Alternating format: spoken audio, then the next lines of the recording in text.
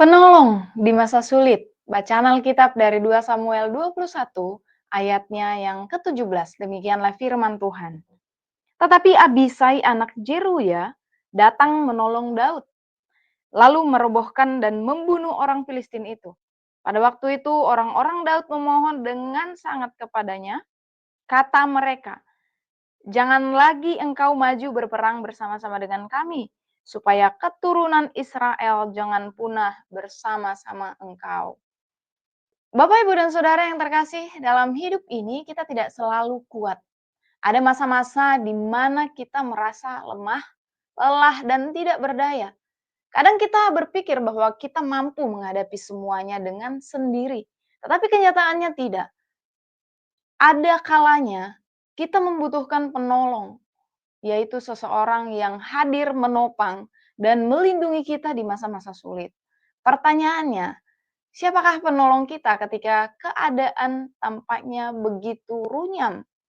Pada bagian ini, bagian 2 Samuel mencatat beberapa peristiwa penting di masa pemerintahan Daud.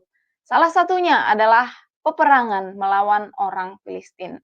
Pada masa ini, Raja Daud sudah tidak kuat lagi. Ia sudah mulai menua dan tubuhnya sudah mulai melemah.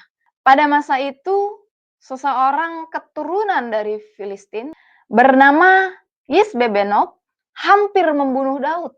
Namun Abisai adalah satu pahlawan dari Daud. Ia menyelamatkannya dan segera membunuh musuh tersebut. Setelah kejadian itu, pasukan Daud bersumpah untuk tidak membiarkan Daud lagi turun di dalam peperangan, agar pelita Israel atau keturunan Israel tidak punah bersama-sama dengan Daud.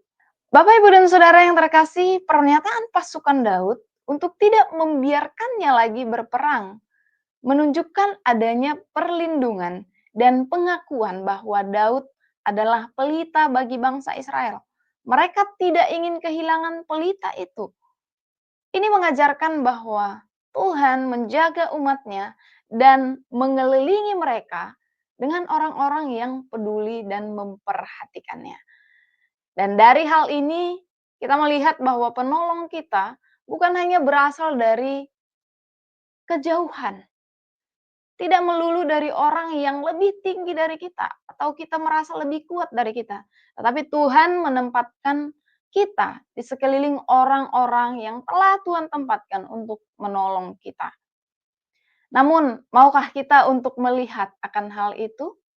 Dan sebagai orang percaya, kita juga tidak boleh lupa bahwa Yesus Kristus adalah penolong yang sejati, yang sempurna bagi kita semua.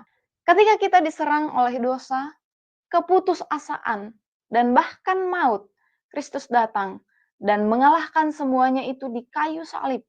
Yesus berkata dalam Yohanes 14 ayat 16 bahwa Dia akan mengirimkan penolong, yaitu Roh Kudus, yang akan menyertai kita selama-lamanya. Aku akan meminta kepada Bapa dan Ia akan memberikan kepadamu seorang penolong yang lain, supaya Ia menyertai kamu selama-lamanya. Jadi, Yesus adalah penolong kita di masa sulit, dan melalui Roh Kudus-Nya, Dia tetap menyertai kita dan menguatkan kita bahkan sampai hari ini.